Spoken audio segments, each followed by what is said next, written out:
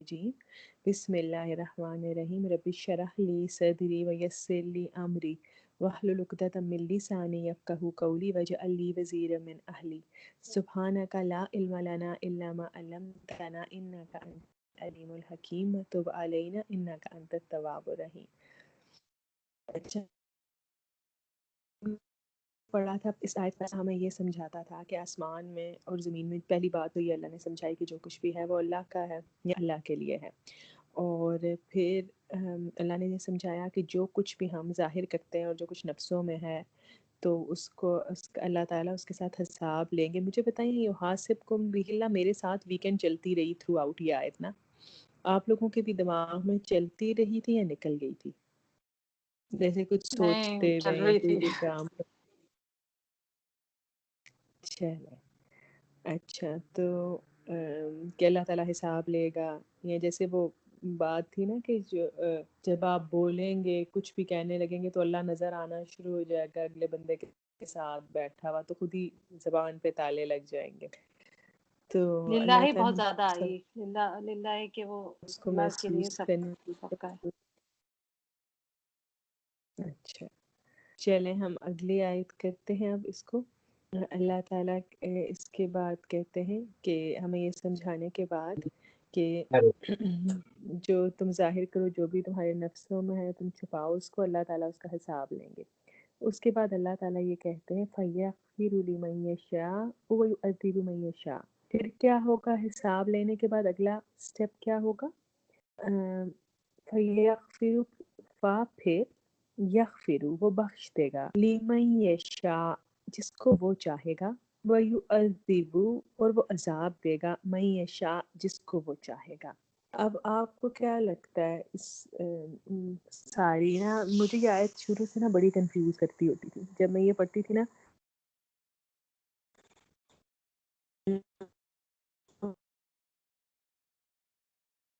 آواز آپ کی بہت کٹ رہی ہے حالانکہ صنم, مرضی نہ بالکل آ ہوئی نہیں رہی آواز. آواز نہیں آ سب رہی سنم. میں دوبارہ کہتی ہوں. اب آ رہی ہے آپ کو آواز؟ میں دوبارہ جوائن کروں کال کو اگر نہیں آ رہی تو. ابھی آ رہی جی ہے آ رہی لیکن ہے. بیچ میں چلی جاتی ہے. جب کوئی نیا بندہ جوائن کرتا ہے نا یا بیچ میں چھوڑتا ہے یا آتا ہے تو مجھے لگتا ہے اس سے تھوڑی آگے پیچھے ہو جاتی ہے آواز. اچھا اعوذ باللہ من الشیطان الرجیم. ہم پڑھ رہے تھے کہ اس آیت میں اللہ تعالیٰ نے یہ کہا کہ جو تم چھپاؤ گے یا جو تم ظاہر کرو گے اللہ اس کا حساب لے گا. پھر اللہ تعالیٰ نے حساب کس طرح لے گا؟ پھر وہ بخش دے گا. فا کا مطلب ہوتا ہے پھر نیکسٹ سٹیپ کیا ہے؟ پھر وہ بخش دے گا لمن یشاء جس کو وہ چاہے گا ویعذب اور عذاب دے گا من یشاء جس کو وہ چاہے گا.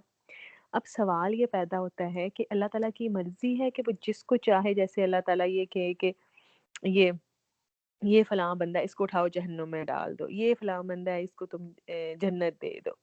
کیا آپ لوگ اس آیت کے اس ٹکڑے کو پڑھ کے کیا آتا ہے آپ کے ذہن میں؟ جیسے میں اپنا ایکسپیرینس آپ کے ساتھ شیئر کر رہی تھی کہ میں جب صرف ٹرانسلیشن پڑھا کرتی تھی نا اور مجھے اتنا کوئی سیکھا ہوا نہیں تھا قرآن تو یہ آیت مجھے بہت کنفیوز کرتی تھی کہ اگر اللہ تعالیٰ کی مرضی نہ ہوئی یعنی اگر اللہ تعالیٰ کو میں پسند نہ ہوئی تو وہ مجھے اٹھا کے ایسے ہی عذاب دے دیں گے اور اگر میں اللہ کی فیوریٹ ہوئی تو مجھے بخش دیں گے. یہ تو اللہ تعالیٰ کے انصاف کے خلاف ہے. کیا لگتا ہے آپ کو؟ یہ آیت اتنا حصہ پڑھی تو بہت ریپیٹ ہوتی ہے نا قرآن میں, تو کیا فیلنگ آتی ہے؟ بس وہ جس کو چاہے یہ گا فیلنگ بخش دے مجھے گا. تو یہ آتی ہے کہ اگر اللہ کے ہاتھ میں تو پھر ہم ایفرٹ تو کر رہے ہیں نیکی کا سب کچھ کرنے کا, لیکن جو نہیں کر رہے تو کیا اللہ ان کو بھی بخش دیں گے؟ مجھے یہ لگتا ہے کہ میں یہ سمجھتی ہوں, مجھے یہ لگتا ہے.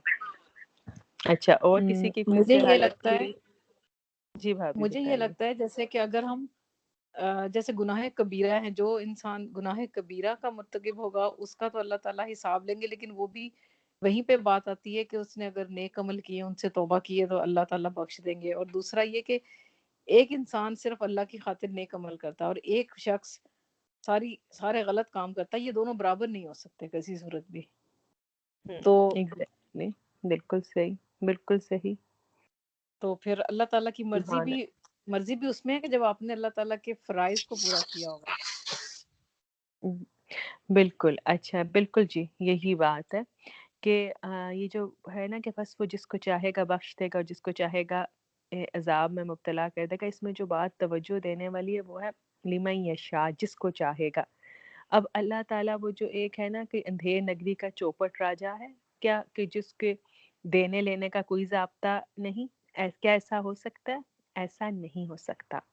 من یشاء یغفر من یشاء یعذب، یہ بھی قرآن کا ایک حصہ ہے کہ وہ جس کو چاہتا ہے بخش دیتا ہے اور جس کو چاہتا ہے عذاب دیتا ہے. اب کس کو چاہوں گا بخشوں گا اور کس کو چاہوں گا عذاب دوں گا، یہ کوئی سیکرٹ نہیں ہے. اللہ تعالیٰ نے قرآن میں صاف صاف بتا دیا ہے. 30 کسی کا مائک کائنڈلی 30 پاروں کے اندر اندر پوری وضاحت کر دی کہ کون سے رویے، کون سے ایٹیٹیوڈز، کون سے ایکشنز، کون سی پریورٹیز، کون سی باتیں، کون سے کام ایسے ہیں جن پر عذاب ہوگا. دوسری طرف کھول کھول کر کے بتا دیا کہ کون سے کام ایسے ہیں، کون سی رویے ایسے ہیں، کون سی گفتگویں ایسی ہیں جن پر اللہ تعالیٰ مغفرت کرے گا. اچھا، پہلے قرآن میں کھول کھول کے بتایا، پھر رسول اللہ صلی اللہ علیہ وآلہ وسلم نے وضاحت کے ساتھ وہ سارے کام کر کے بتائے اور ساتھ ایکسپلین کیا کہ کس پر اللہ تعالیٰ معاف کریں گے اور کس پر اللہ تعالیٰ بخشیں گے. ٹھیک ہے، تو یہ کوئی سیکرٹ نہیں ہے یا کوئی سرپرائز نہیں ملے گا ہمیں اس دن کہ جس کو اللہ تعالیٰ کی مرضی ہوگی. بس اللہ تعالیٰ نے تو کھول کھول کے بتایا ہے، ایک ایک چیز بتائی ہے کہ تم یہ کرو گے تو تمہارے لیے عذاب، لہم عذاب علیم، اور لہم جنات تجری من تحتها الانہار، کہ ہر ایک رکوع کے بعد یا ہر دوسرے رکوع کے بعد یہ آیات ریپیٹ ہوتی ہیں. ایک عمل ہوتا ہے اور اس کے ساتھ یہ بات ہوتی ہے. اچھا، اب جیسے کہ ہمارے کامن آج کل جو ہے نا مسلم امہ کا ایک فکرہ، اللہ تعالیٰ غفور الرحیم ہے، اللہ تعالیٰ رحم کرے گا، ضرور ہے، لیکن پہلے معلوم تو کریں نا کہ اللہ نے بتایا ہے کہ نہیں کہ اس نے رحم کس بات پر کرنا ہے. قرآن کھولو، حدیث دیکھنی ہے، معلوم کرنا ہے کہ آخر اللہ تعالیٰ کا رحم کس کے لیے. اللہ تعالیٰ ضرور غفور و رحیم ہے، لیکن آپ لوگ تو اب تک جتنا پڑھ چکے ہیں اس کے پیچھے بھی آیت کا ایک حصہ آتا ہے جس میں اللہ تعالیٰ بتاتے ہیں یہ بات کہ فلاں بندے پہ میں رحم کروں گا اور فلاں بندے کے لیے میں غفور و رحیم نہیں ہوں، قہار بھی ہوں. تو مغفرت کس کے لیے ہے؟ فَيَغْفِرُ لِمَن یشاء، معافی کس کے لیے ہے؟ اللہ تعالیٰ یہ بات کہیں گے قیامت والے روز جب ہم اللہ تعالیٰ کے سامنے کھڑے ہوں گے کہ میں نے تمہیں دنیا میں نہیں بتایا تھا؟ کیا میں دنیا میں پوری ایکسپلینیشن تمہیں نہیں دی تھی کہ کن کن باتوں پر عذاب ہوگا؟ اب پرابلم یہاں آتی ہے کہ جب میں معلوم ہے، میں ریڈی نہیں ہوں پتا کرنے کو کہ کس چیز پہ عذاب ہے اور کس چیز پہ مغفرت ہے، میرے پاس ٹائم ہی نہیں ہے. اللہ ہی کا دیا ہوئی میری زندگی ہے اور اللہ کے دیے ہوئے ٹائم میں سے میں اس بات کے لیے ٹائم نہیں نکال پا رہی کہ آخر میرا فائنل رزلٹ جو ہونا ہے اس کے لیے میں کیا تیاری کروں. اس نے صاف فَيَغْفِرُ لِمَن یشاء، اس نے صاف صاف لکھا ہے مغفرت ان باتوں پر ہے، عذاب ان باتوں پر ہے. ہم نے کیا کرنا ہے؟ ہم نے بس پڑھنا ہے، ہم نے اس کو معلوم کرنا ہے. رسول اللہ صلی اللہ علیہ وسلم کی ہزاروں احادیث میں سے ہر دوسری حدیث اس بات پہ کہ کس بات پہ اللہ مغفرت کرے گا اور کس بات پر عذاب دے گا. اللہ تعالیٰ کہتے ہیں وہ غفور و رحیم ہے کس کے لیے؟ پلٹنے والوں کے لیے، قربانی دینے والوں کے لیے. پھر جو ابھی بھابھی نے بات کی، اللہ تعالیٰ فرماتے ہیں أَفَنَجْعَلَ الْمُسْلِمِينَ كَالْمُجْرِمِينَ مَا لَكُمْ كَيْفَ تَحْكُمُونَ، کیا ماننے والے اور نہ ماننے والے برابر ہوں گے؟ کہ تم کیسے اندازے لگاتے ہو یا تم کس قسم کے تخمینے کرتے. ایک بچہ جو سارا سال محنت کرتا ہے امتحان کے لیے، دن رات ایک کرتا ہے، اور ایک دوسرا بچہ جو سارا سال گزارتا ہے کھیل تماشوں میں، کیا دونوں کا رزلٹ ایک جیسا ہوگا؟ کیا دونوں سکسیسفل ہوں گے؟ تو اسی طرح ایک شخص جو ساری زندگی اللہ تعالیٰ کے لیے قربانیاں دیتا رہا، وہ، اور ایک دوسرا شخص جو سب کچھ کرتا رہا، دل کھول کے جو اللہ نے منع کیا اور پھر ٹانگ پہ ٹانگ رکھ کے کہتا رہا اللہ بڑا غفور الرحیم ہے، تو کیا یہ دونوں کامیاب ہو سکتے؟ اب اگر آپ حدیث کو دیکھیں، معراج کا واقعہ سب نے پڑھا ہوگا، صاف صاف اس میں بتایا گیا ہے کہ رسول اللہ صلی اللہ علیہ وسلم کو حضرت جبرائیل علیہ السلام لے کے گئے، ان کو جنت دکھائی، ان کو دوزخ دکھائی، ان کو عذاب جب دکھایا تو ساتھ رسول اللہ صلی اللہ علیہ وسلم پوچھتے گئے کہ یہ اس اور ان کو کس چیز کا عذاب ہو رہا ہے، یہ کیوں اپنا گوشت کھا رہے؟ تو وہ آگے سے انہوں نے کہا کہ جی یہ غیبت کرتے تھے. اچھا یہ اس کو کیوں عذاب ہو رہا ہے؟ جی یہ زنا کرتا تھا. جس قسم کی گناہ تھا اسی سے ریلیٹڈ عذاب ان کو مل رہا تھا. تو اس وقت جب خدا نخواستہ عذاب ملے گا تو کیا ہمارے پاس یہ گنجائش ہے کہ ہم اس وقت کہیں گے ہائے اللہ غیبت کی اتنی بڑی سزا ہمیں تو نہیں پتا تھا. تو آگے سے اللہ تعالیٰ کہیں گے میں نے تو تمہیں بتایا تھا، میں نے تو اپنی کتاب میں تمہیں بتایا تھا، میں نے تو اپنے نبی کے ذریعے تمہیں بتایا تھا. وہ کیا ہے جو سورہ ملک ہم روز رات کو پڑھتے، لو کننا نسمع او نعقل ما کننا فی اصحاب السعیر. اللہ کاش ہم نے سنا ہوتا اور ہم نے عقل کی ہوتی تو آج آگ والوں میں سے نہ ہوتے. پرابلم یہ ہے کہ زندگی کا جو سب سے امپورٹنٹ فرض تھا نا، دین کو سمجھنا، قرآن کو سمجھنا، اس کو ہم نے اپنی زندگی سے بھی نکال دیا اور اپنے بچوں کی زندگی سے بھی نکال دیا. علم کے پیچھے اتنا پاگل ہو گئے کہ العلم کو بھول گئی. یہاں بچہ پڑھے گا اس کے بعد یہاں جائے گا، اس کے بعد یہ کرے گا، اس کے بعد یہ وہ کرے گا، یہ کرے گا. وہ وقت جو نہ وہ ماں باپ کے ساتھ تعلق رکھ سکا، نہ وہ اللہ تعالیٰ کے ساتھ تعلق رکھ سکا. ماں باپ بوڑھے ایک شہر میں ہوتے ہیں، بچہ دوسرے ملک میں ہوتا ہے. سورہ انعام کے آخری رکوع میں اللہ تعالیٰ کہتے ہیں الذین یصدفون عن آیاتنا، غور سے سنیے گا، کہ وہ لوگ جو ہماری آیات سے روح گردانی کرتے ہیں. آسان الفاظ میں بتاؤں آپ کو، وہ لوگ جو ہماری آیات کو ایوائڈ کرتے، سمجھ آئی، ایوائڈ کرتے، آمنا سامنا ہی نہیں کرتے، پڑھ ہی نہیں رہے، نہ خود آمنا سامنا کرتے، نہ کسی ایسی مجلس میں جاتے ہیں جہاں پہ اللہ کی کتاب ڈسکس ہو رہی ہو، کسی ایسے فرد سے بات بھی نہیں کرتے جو انہیں کم از کم اللہ تعالیٰ کی آیات سمجھائے، یاد کرائے. تو اللہ تعالیٰ کیا کہتے؟ سوء العذاب بما کانوا یصدفون، بدترین عذاب دے کے رہیں گے اس ایوائڈ کرنے کی سزا میں جو اس نے قرآن کی آیات سے برتی.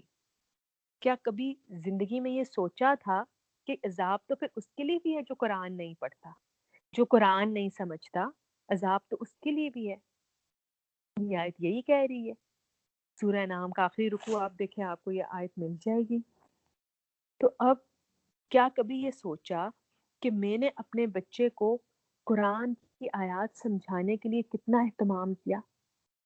کیا وہ 1% بھی ہے اس کے مقابلے میں جو میں نے اس کو اسکول یا پھر اس کے کیریئر کے لیے جو کوشش کی ہے؟ تو اللہ تعالیٰ کو کیا جواب دے گا میرا بچہ یا میں قیامت والے روز کہ جو پڑھنا ہی نہیں چاہتے؟ یہ فرض ہے سب پہ پڑھنا. وہ لوگ ڈسکس کرتے ہیں نا، اچھا یہ قرآن پڑھتی ہے، ماشاء اللہ تم قرآن پڑھنے والی ہو، ماشاء اللہ. ہر مسلمان کو قرآن پڑھنے والا ہونا ہے، ہر مسلمان کو قرآن پاک سمجھنے والا ہونا ہے. ہم نے تو یہ کبھی گناہ سمجھا ہی نہیں، لگا ہی نہیں کبھی گناہ قرآن کو نہ سمجھنا. تو پھر اللہ نے کیا کہا؟ سوء العذاب بما کانوا یصدفون، کہ بدترین عذاب تیار ہے اس کے لیے جو قرآن کی آیات سے روگردانی کرتا ہے. اور پھر اور یہ کہ کتاب اور سنت کو مضبوطی سے پکڑو. میں نے تو کبھی یہ سوچا ہی نہیں تھا کہ قرآن نہ سمجھنے سے یا حدیث نہ جاننے سے عذاب ہوگا، لیکن قرآن میں لکھا ہوا ہے. اللہ نے کہا تھا وَقَدْ قَدَّمْتَ بِوَعِيدٍ، دیکھو میں تمہیں بتا چکا ہوں. تو یہ آیتیں تو میرے سامنے آ کے کھڑی ہو جائیں گی اور آ کے کہیں گی کہ اللہ کی کتاب سورہ بقرہ میں پڑھ چکے ہو آپ لوگ، اللہ کی کتاب کو پیچھے پھینک دیا، گویا جانتے ہی نہیں تھے. اس میں نا ایک دفعہ ہماری ایک جاننے والی تھی، ان کی نند کے شوہر کا انتقال ہو گیا نا. ایک میری دوست تھی اور آگے اس کی نند. اچھا تو اب وہ یہ تھا کہ بہت آپس میں کلوز فرینڈز، دوستی بھی تھی جیسے نند کے ساتھ ہوتی ہے. تو جو اس نے کہا، والدہ نے کہا میری دوست کی کہ دیکھو کل تک تم بے دھڑک ان کے کچن میں آتی جاتی تھی، اب خیال رکھنا اس کا شوہر مر گیا، اب جو بھی تم وہاں سے لوگے نا یتیم کا مال ہوگا. ایسا نہ ہو تم یتیم کا مال کھا کے اپنے پیٹوں میں آگ بھر لو اور تم ان پر زیادتی کر لو. کبھی سوچا کبھی بھی میں نے یہ بات نہیں سوچی تھی اگر میرا فہم یہاں تک نہیں جا سکتا تھا. جب قرآن آپ کی زندگیوں میں دوڑتا ہے نا تو پھر آپ چھوٹی چھوٹی چیزوں پہ احتیاط کرتے ہیں. اور پھر اس آیت کا میسج یہ ہے کہ معلوم تو کرو مغفرت کس چیز سے ہوگی, اللہ کی مرضی ہے. اور بہت زیادہ ہماری نا اسٹیٹمنٹ ایک اور بھی ہوتی ہے جو میں نے ایک دفعہ اپنی فرینڈ کو کہا, بہت کنونس کرنے کی کوشش کر رہی تھی کہ قرآن پڑھنا, تو پتہ ہے سب کچھ پتہ ہے, ساری باتوں کا تو پتہ ہی ہے نا. یہ ایک ٹپکل سی بات ہے. اب 6666 باتوں میں سے اگر 6 باتیں پتہ ہیں تو اس کا مطلب یہ ہے کہ سارا قرآن پتہ ہے. اب دیکھیں اور 6666 آیات میں بھی کیا حساب ہے. ابھی میں نے اور آپ نے ایک آیت ہم لوگ بیٹھے پڑھ لیں, اس آیت میں سے ابھی تک ہم نے 3 باتیں بھی پوری نہیں سمجھی. تو آپ سوچیں کہ ہر آیت سے اگر آپ اس سے کرنا شروع کریں تو اس میں کتنی زیادہ باتیں. تو اب معلوم کیا کرنا ہے کہ اللہ نے کیا کیا باتیں کی ہیں, اور لوگوں کی باتوں میں نہیں آنا. لوگوں نے فیصلہ نہیں کرنا, فیصلہ اللہ تعالیٰ نے کرنا ہے. رسول اللہ صلی اللہ علیہ وسلم سے پوچھوں, میں اللہ تعالیٰ سے پوچھوں کہ اللہ تعالیٰ آپ کس چیز پہ مغفرت کریں گے, کس چیز پر عذاب دیں گے. اچھا اب یہ ہے نا, اب بزنس ہوتا ہے, ٹھیک ہے, تو بزنس میں انسان ٹائم بھی انویسٹ کرتا ہے, پیسہ بھی انویسٹ کرتا ہے. جتنی انویسٹمنٹ ہوگی اتنا ہی وہ چمکے گا. تو پھر بس تھوڑی اب کیا کرنا ہے, تھوڑا سا ٹائم لگانا ہے, تھوڑی سی عقل استعمال کرنی ہے کہ اللہ تعالیٰ نے کہا کیا ہے, اس کو پہلے سیکھنا ہے. تو انشاءاللہ پھر ایک لائن بنانی ہے, ایک لائن پہ ایک طرف لکھنا ہے مغفرت اور ایک طرف لکھنا ہے عذاب. ہر آیت پہ اپنے ساتھ پین لے کے رکھنا ہے اور لکھنا ہے اس پہ مغفرت اور پھر اس پہ عذاب. اور اب ادروائز پھر یہی ہوگا اللہ جی پتہ ہی نہیں تھا تو کیا کرنا ہے, اے اللہ کیا کروں. اللہ تعالیٰ کہتے ہیں تؤمنون باللہ, تم اللہ پر ایمان لے, ورسولہ, اور اس کے رسول کو اپنا آقا مان لو, وتجاہدون فی سبیل اللہ باموالکم وانفسکم, اور اللہ کے راستے میں جد و جہد کرو اپنے مالوں سے بھی اور اپنے جانوں سے بھی. پھر اس کا کیا فائدہ ہوگا, ذالکم خیر لکم ان کنتم تعلمون یغفر لکم ذنوبکم. کیا کہتے ہیں اللہ تعالیٰ, یہ تمہارے لیے بہتر ہے, معاف کر دے گا وہ تمہارے گناہ. پھر اللہ تعالیٰ کہتے ہیں اگر تم مجھ سے محبت, اگر تم اے نبی ان سے کہہ دو اگر تم کہ اگر یہ مجھ سے محبت کرتے تو تمہاری پیروی کرے. اللہ تعالیٰ ان سے محبت کرے گا, ان کے گناہ معاف کر دے گا. پھر بتا دیا کیسے گناہ معاف کرنے, ایک ایک بات تو اللہ تعالیٰ نے بتا دی. اب اگر اللہ تعالیٰ کے راستے میں آ گئے تو کیا سننے کو ملے گا, پردہ شروع کیا, اور تم نے تو سارے ریلیشن شپس ہی خراب کر دی. اس کے سامنے بھی نہیں آنا, اس کے سامنے یہاں بھی پردہ, یہ کیا, یہ تمہارے لیے الگ بندوبست کریں, یہاں بھی تمہارے پرابلمز, وہاں بھی تعلقات تمہارے ختم ہو جائیں گے. اگر بے پردگی سے تعلقات اچھے ہوتے نا تو اس دنیا میں کہیں لڑائیاں نہ ہو رہی ہوتی. ہر طرف بے پردگی ہے جتنی آج کل. تو بس کیا کرنا ہے, قرآن کو پڑھنا ہے اور سب سے پہلے اس بات پر سمجھنا ہے کہ اللہ تعالیٰ کس چیز پہ مغفرت دے گا اور کس چیز پہ عذاب دے گا. کیوں, واللہ علی کل شیء قدیر, اللہ ہر چیز پر قادر ہے. میں دائیں بھائی ذرا اگر لوگوں سے پوچھنا شروع کروں نا کہ کیا لوگ علی کل شیء قدیر ہیں, کیا لوگ ہر چیز پہ قادر ہیں, کیا میرا شوہر علی کل شیء قدیر ہے, وہ ہر چیز پہ قادر ہے, کیا میری اولاد علی کل شیء قدیر ہے, نہیں نا, اللہ تعالیٰ ہے نا. تو پھر بات کس کی سننی ہے, اللہ تعالیٰ کی سننی ہے, اور سننے سے پہلے اللہ تعالیٰ کی بات جاننی ہے. یہ تھی جی یہ آیت. اب آپ مجھے بتائیں کہ سمجھ آ گئی آپ کو یہ پوری آیت؟ جی ٹھیک ہے, الحمدللہ. جی وقت کچھ وقت لگتا ہے, مشکل ضرور ہوتی ہے. ایک سٹیج ہوتا ہے وہ والا جس میں آپ کو ایبزارب کرنا بہت مشکل ہوتا ہے, ایک وقت ہوتا ہے جس میں اپنے آپ کو سمجھانا مشکل ہوتا ہے کہ اب میں نے کیا کرنا ہے, اور لیکن اس کے ایک وقت ہوتا ہے جب اس مشکل سے گزرنا پڑتا ہے. لیکن جب اللہ تعالیٰ نے کہہ دیا ان مع العسر یسرا کہ ہر مشکل کے ساتھ آسانی ہے, تو پھر ہر مشکل کے ساتھ آسانی ہے. اب ہم اگلی آیت شروع کرتے ہیں اس کی. کسی کا کوئی کوشچن اس سے لے کے؟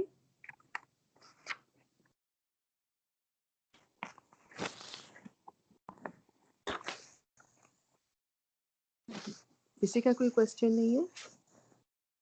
نہیں، جزاک اللہ. چلیں الحمدللہ. تو میں دوبارہ رپیٹ کر دیتی ہوں. فَيَغْفِرُ لِمَن يَشَاءُ وَيُعَذِّبُ مَن يَشَاءُ. وہ بخش دے گا جس کو وہ چاہے گا اور عذاب دے گا جس کو وہ چاہے گا. وَاللَّهُ عَلَى كُلِّ شَيْءٍ قَدِيرٌ. اور اللہ اوپر ہر چیز کے قادر ہے. اللہ تعالیٰ نے اسی لیے اس آیت کا یہ والا حصہ اینڈ میں رکھا کیونکہ اللہ تعالیٰ کو پتہ ہے کہ جب اس کی آیات کو جانیں گے تو اس پہ پریکٹیکلی عمل کرنے میں کیا کیا چیزیں، لوگ آئیں گے، فیملی آئے گی، بچے آئیں گے، اپنا نفس آگے آئے گا، اپنی خواہشات آگے آئیں گی، تو پھر اللہ تعالیٰ سے ہی مدد مانگنی ہے کیونکہ پھر اللہ تعالیٰ ہی مدد کرے گا. واللہ علی کل شیء. ہر چیز کے کچھ بھی ناممکن نہیں سمجھنا، یہ بھی ناممکن نہیں سمجھنا کہ اللہ تعالیٰ میں نے تو سود کی آیتیں پڑھ لی، میں تو اس سے نہیں نکل سکتی. جب اللہ نے کہہ دیا علی کل شیء قدیر ہے تو اس کا مطلب یہ ہے کہ اللہ تعالیٰ کو اچھے طریقے سے اللہ تعالیٰ اس چیز سے بھی قادر ہے کہ ہمیں اس سے نکالے گا. تو پورے یقین کے ساتھ اللہ تعالیٰ سے دعا کرنی ہے. اچھا ایک سیکنڈ ہولڈ کیجیے گا، ایک سیکنڈ میں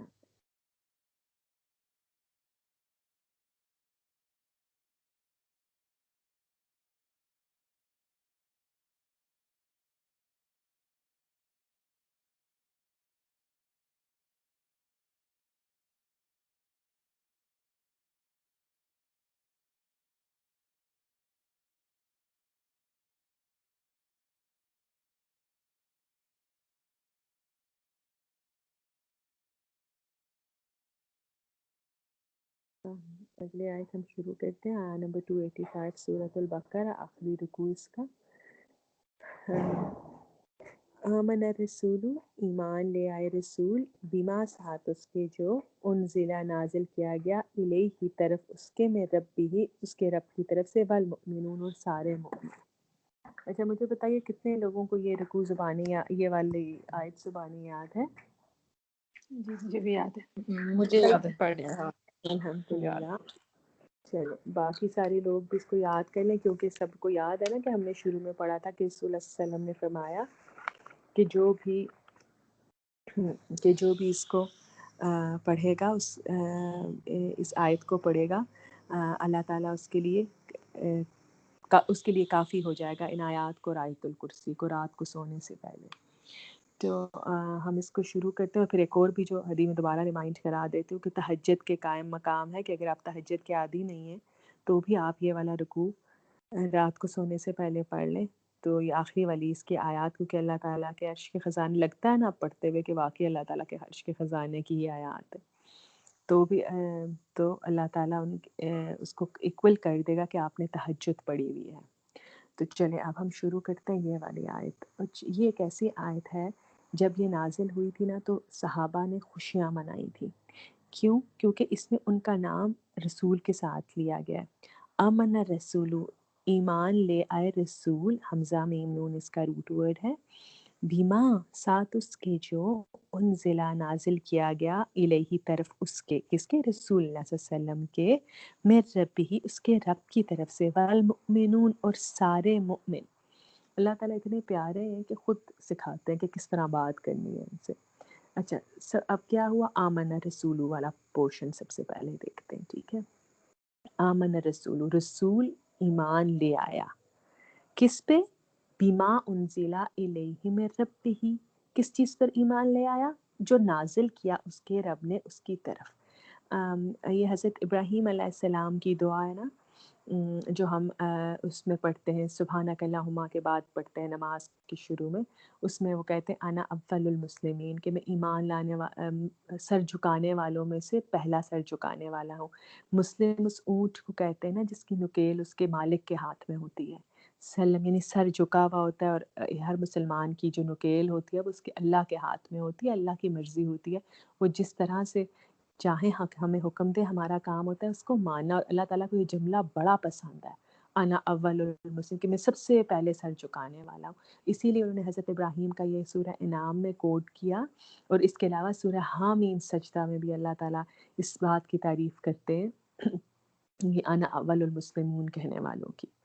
تو اب دیکھو اللہ تعالیٰ نے پہلے کیوں کہا آمن رسول بما انزل الیہ من ربہ، کہ رسول ایمان لائے کہ دیکھو بھائی تمہارے لیے جو نمونہ عمل ہے نا جن کو تم نے فالو کرنا ہے. اب کیا ہوتا ہے نمونہ؟ جس کو ہم اپنے سامنے ایز اے سیمپل رکھتے. تو تمہارے لیے نمونہ عمل کون ہے؟ تم نے ہر کام کرنے سے پہلے رسول اللہ صلی اللہ علیہ وسلم کو دیکھنا ہے. کیوں؟ کیونکہ سب سے پہلے تو انہوں نے رسول اللہ صلی اللہ علیہ وسلم نے خود مانا ہے اس پورے قرآن کو، اور پھر کس طرح سے مانا ہے؟ دل سے، اور پھر بہترین عمل کر کے پیش کر کے دکھایا.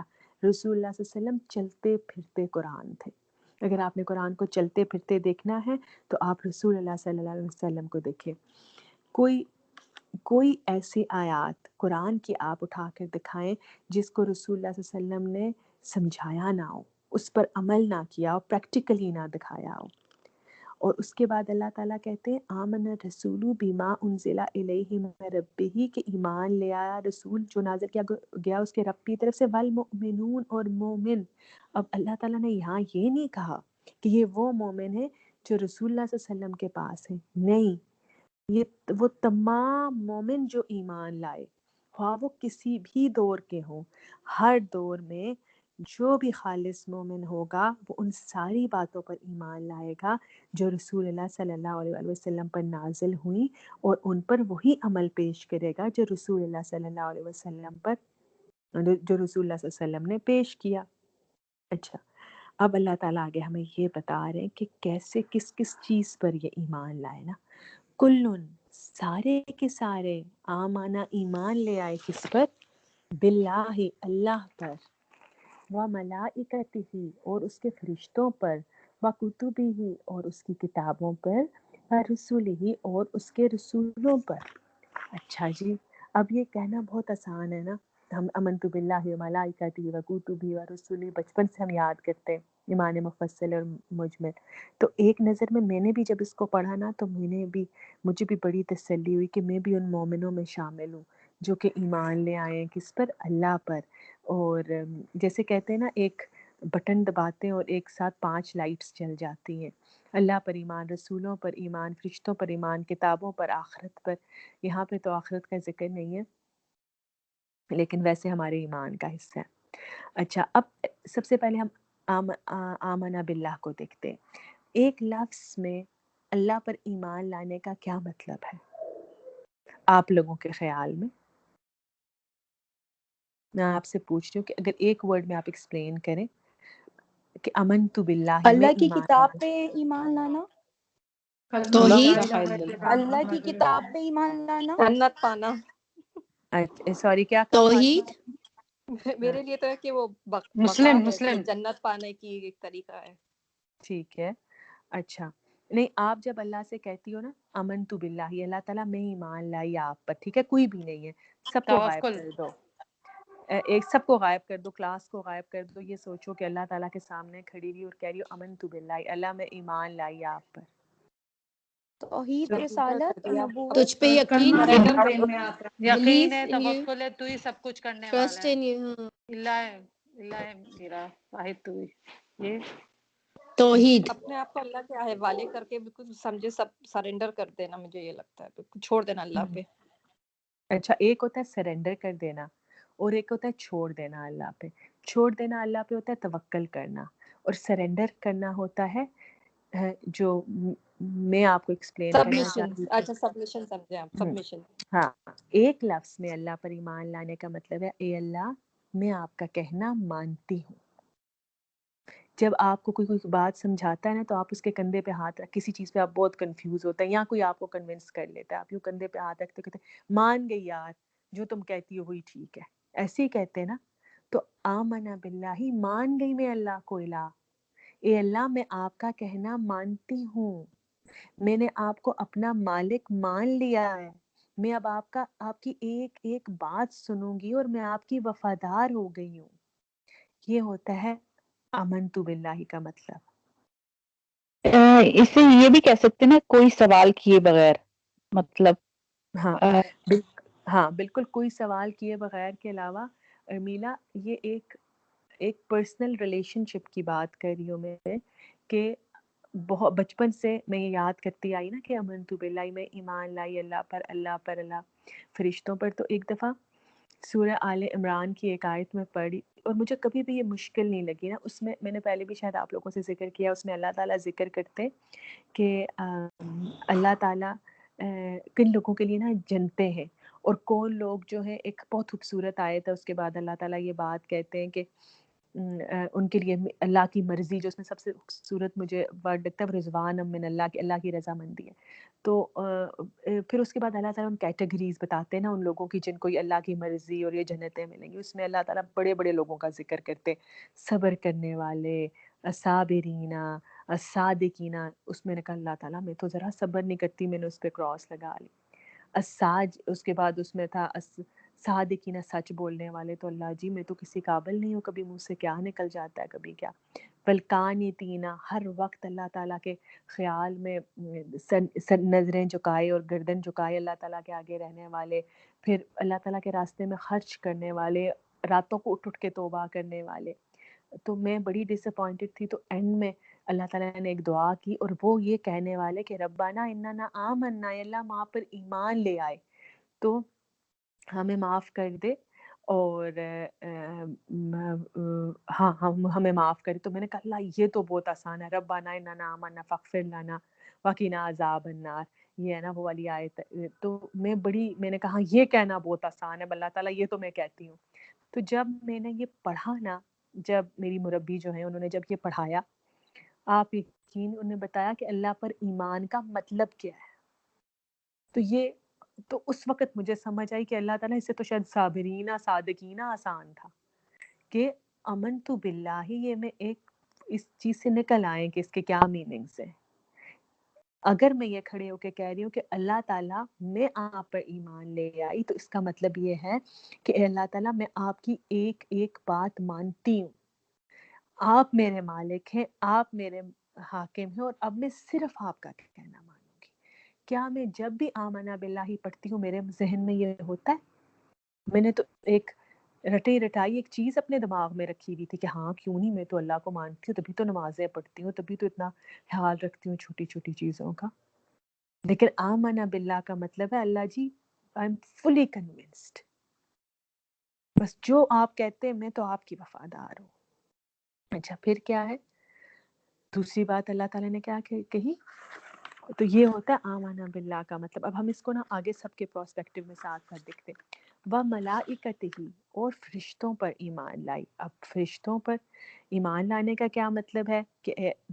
کہ ہم مانتے ہیں اللہ تعالیٰ کہ فرشتے پوری کائنات میں پھیلے ہوئے ہیں، میرے دائیں بائیں میرے کندھے پہ ہیں، میرے روح نکالنے آئیں گے. کیا کیا ہمیں فرشتوں کے بارے میں پتہ ہے. اچھا اس کے علاوہ یہ کہ فرشتے جو ہیں قیامت والے روز ایک جنت کے فرشتے ہوں گے، جہنم کے فرشتے ہوں گے. پھر حضرت اسرائیل آتے ہیں جان نکالنے، جبرائیل آتے ہیں شب قدر کو. ٹھیک ہے، آپ کو پتہ ہے فرشتوں پر ایمان کا کیا مطلب ہے؟